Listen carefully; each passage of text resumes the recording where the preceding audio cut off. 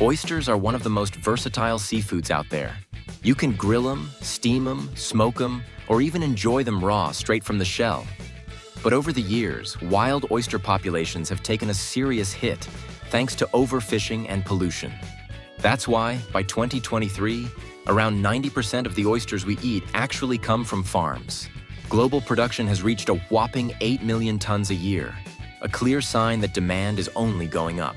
In today's video, we're kicking off an exciting journey to see how oysters are raised in a stunning coastal lagoon and follow their incredible transformation as they head into a high-tech processing plant. Let's dive in. Oysters have been around for a very long time. Scientists estimate they first appeared some 300 million years ago. And for centuries, humans have been harvesting and enjoying these salty little treasures from the sea. Back in the early 1800s, oysters absolutely blew up in popularity. They were cheap, easy to get, and quickly became a go-to street food in big cities like London, Paris, and New York. In fact, by 1860, the tiny seaside town of Whitstable in England was shipping out a staggering 50 million tons of oysters to London every year. And by 1900, New Yorkers were slurping down an average of 1 million oysters a day.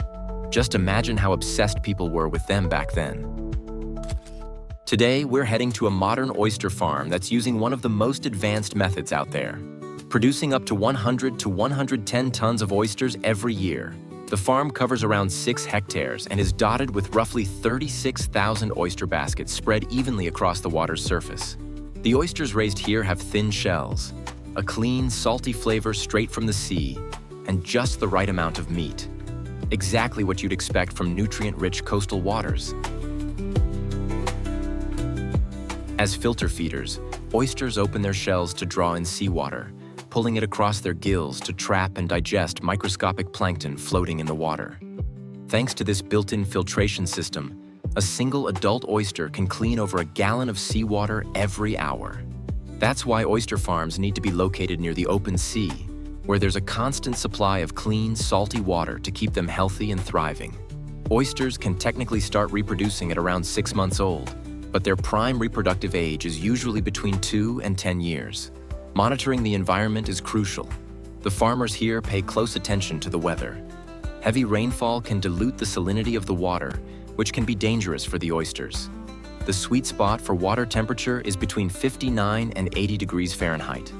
Any hotter, and they stop growing or slow down significantly. If it gets too cold, they basically go into hibernation mode. It takes about 2 to 3 years for an oyster to fully grow, but their journey starts when they're so tiny you can't even see them with the naked eye. The first stage of life happens at hatcheries, where oyster larvae are raised with extreme care. During spawning season, technicians place mature oysters into specialized trays and carefully adjust the water temperature, usually between 68 and 86 degrees Fahrenheit, to trigger reproduction.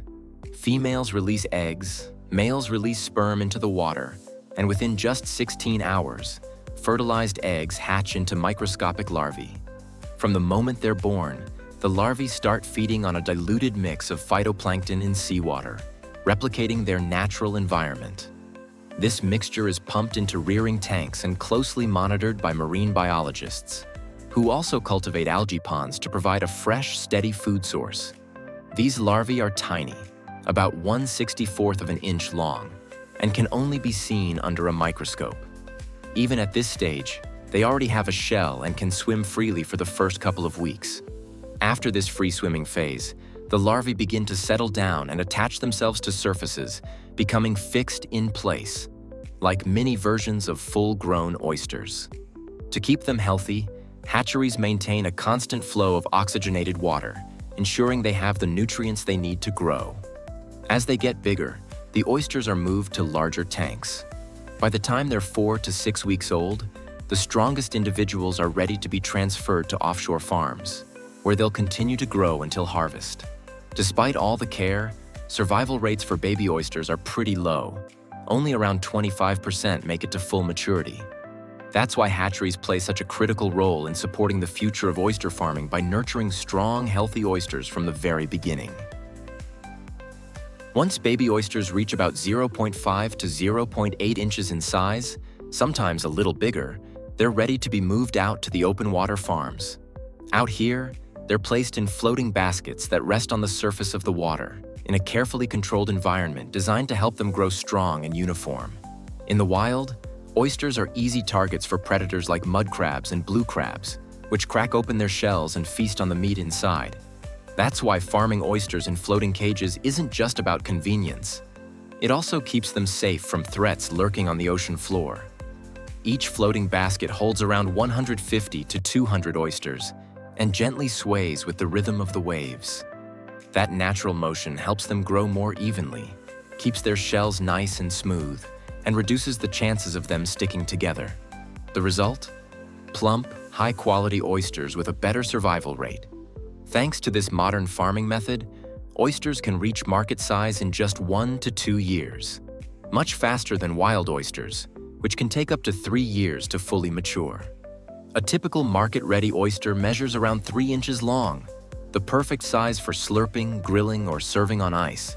All in all, the total number of oysters growing in the bay's floating baskets can hit 30 million. And just for fun, if you were to harvest them all at once and store them in a freezer, you could eat over 800 oysters every single day for the next 100 years, and still have some leftovers. After about 6 months of steady growth, it's time for the oysters to go through a size check and get sorted. Even though they're all the same age, each oyster grows at its own pace, which means there can be a pretty big difference in size and weight. To keep the farm running efficiently, the oysters need to be separated and grouped by size. The process starts by lifting the oyster baskets using a tilted conveyor system, which raises them to a convenient working height. Workers then open the cages, dump out the oysters, and send them up a lift to the sorting area. From there, a specialized grading machine takes over. The oysters are gently shaken loose and automatically pass through layers of mesh screens, each with different sized openings. At each outlet, oysters of the same size drop into the same bin, making it much easier to manage and care for them going forward. But here's the catch. This whole sorting process only happens about 3 months out of the year. When the weather gets too hot, the oysters become weak and can't handle the stress of machine handling. That's why grading needs to happen while the weather's still cool and mild. Once sorted, the oysters are returned to fresh baskets and placed back in the water, ready to continue growing until they reach harvest size. During the farming process, oyster baskets are regularly flipped and dried out, thanks to a smart design that includes built-in floats. When lifted from the water, the baskets automatically rotate due to gravity and rest neatly on top of the floats, staying above the surface overnight to air dry naturally. This drying step plays a crucial role in getting rid of biofouling, one of the most common issues in a marine environment. Anything left underwater for too long becomes a magnet for hitchhikers like baby oysters, seaweed, or even barnacles. Typically, the baskets are left to dry for about 24 hours, just long enough to kill off most of those unwanted guests without harming the oysters inside. Since oysters naturally live in tidal zones, where water levels rise and fall throughout the day, they're already well adapted to being exposed to air from time to time. Not only is drying safe, it's actually great for their growth. It helps strengthen their shells and boosts their adductor muscle, the one that holds their shells tightly shut, which can extend their shelf life after harvest. Plus, regularly flipping the baskets prevents the oysters from sticking together, helping them develop a nicer shape and ensuring more consistent quality across the entire batch. The next step in the process is harvesting, and most of it happens right on the water. Workers open up the oyster baskets and dump the oysters onto a conveyor belt, which carries them into plastic crates for easy transport back to shore. At the same time, a high-pressure water sprayer gives the oysters a quick rinse, blasting off any mud or debris clinging to the shells. It's the first round of cleaning before they head into further processing. Thanks to the floating farming method, these oysters are constantly exposed to clean, moving water. So unlike bottom-farmed oysters, they're never sitting in the muddy seabed. That means they filter fresh seawater through their gills and naturally purge most of the bacteria from their systems. Because they're raised in such clean conditions and harvested with care, these oysters are safe to eat raw, straight from the shell. Once harvested, The crates of live oysters are loaded onto trucks and transported straight to the processing plant. The very first step, and one of the most important, is cleaning. This cleaning process involves several stages.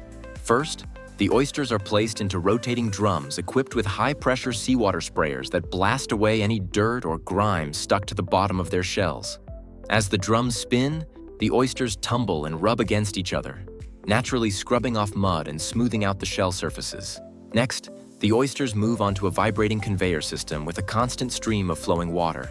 The gentle shaking causes them to bump into one another and the sides of the conveyor, helping to knock off tougher debris like barnacles or leftover shell fragments. Finally, at the end of the line, workers manually inspect each oyster one by one, removing any that are damaged or cracked to ensure only the best make it through to the next stage. The sorting stage inside the plant is powered by a high-tech system called ProCeption.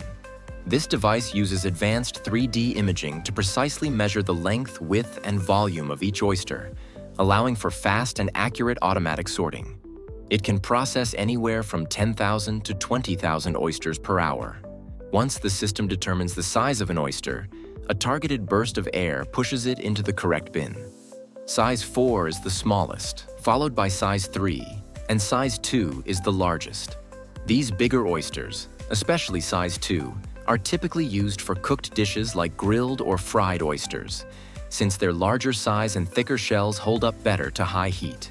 After sorting, the oysters pass through a roller that polishes the outside of the shells, and then it's on to the packing area.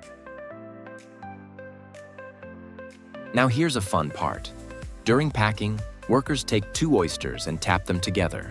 If one's dead, the sound is noticeably different. With thousands of oysters to check, this quick tap test is the fastest and most effective way to tell which ones are still alive and which ones need to be tossed out. The best quality oysters are packed whole into trays, boxes, or other types of packaging depending on customer specs. But keep in mind, fresh oysters only stay good for about 9 days. Still, that short shelf life doesn't stop them from being shipped all across the US.